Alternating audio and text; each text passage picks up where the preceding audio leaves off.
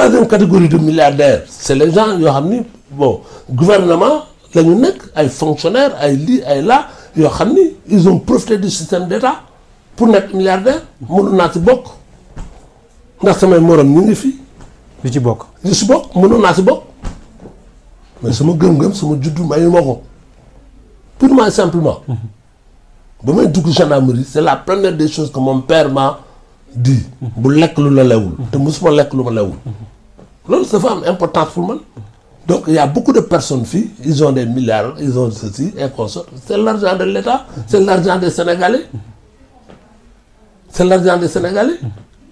Ce pays souvent on oublie en 2007 quand il y a eu les problèmes de la gendarmerie man bi ñu ma attaqué ba ma wan président Wade lii dëgg lui là à l'époque dañu xëy un jour la gendarmerie a arrêté 150 tonnes de drogue 150 tonnes waxuma la une waxuma la 1 kilo 150 tonnes de drogue sur la Petite Côte moom lañ jàpp drogue boobu ñu ngi ko détruire à la cimenterie Ousmane Ngom était ministre de l'Intérieur du justice du gouvernement du kenn ku ci wax du kenn ku ci enquête mais ça a permis ñu ne gendarmerie ñëpp tàccu man ñu fàtte ma c'est bien mais au moins ça drogue boobu lu ñu waroon xool la lu ñu waroon éclaircir la topp enquête bi ba mu jeex parce que El Chapo ma nga États-Unis ñu koy juger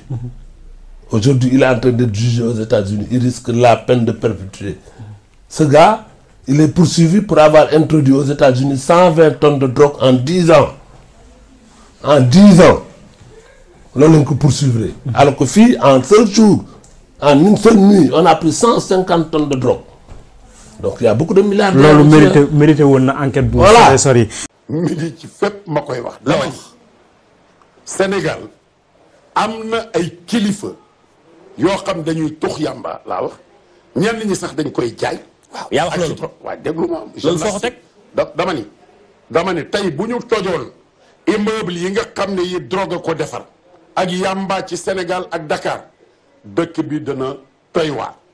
ah bon waaw du jeex. li nga wax foo ko teg honorable mais sama xam-xam la bu doon maa yor chefu police danaa la wax li ma wax bu doon man lañ jox chefu police te ñu war koo leeral li ma wax xam naa ko dama ni. yamba bi ak drogue bi mi ngi ne xas ci Ndakaaru. loolu bu amee à qui la faute. may ma tuuti Modou Mbacké nit gimiñ bala ngaa xam lu muy walis da nga koy déglu li ma wax dama koo assumer. dafa rëy moo tax mu jaaxal ma trop. mais dama koo assumer kan moo waral loolu. lu xew ba tax loolu am dama koo assumer pleinement dama ni tey. ñi nga xam ne ñooy jaay drogue ak yamba. ay kilifa lañu ñoo ko mën a indi fii moom lañ leen di tuddee moom la ñu jëf ak ñoom danañ ci mos ci yoonu danañ ci jaay sun doom yi yàqu ci drogue ñu leen di yàq ci yamba. wëlbatiku di leen tëj ci kaso bi ay fukki at. loolu la contre. te ñi ko fii andi. ñoom am nañ ñu leen protéger am na fu ñu protéger woo ndax gone yi tux ay joint yamba. lu ñoom ñoo fi andi yamba ak drogue yenn dër yi. xam ne mi ngi jaar fépp. xam naa ci ñun dañ ciy wax. te yaa ngi xaar may ma tuuti may ma bu bul yàq suma wax. allez-y temps baa ngi dem. xam nga toog nañu CEDEAO ñuy wax ni Guinée Bissau dañ fay jaarale drogue bi. ak leneen te président yëpp a ngi toog.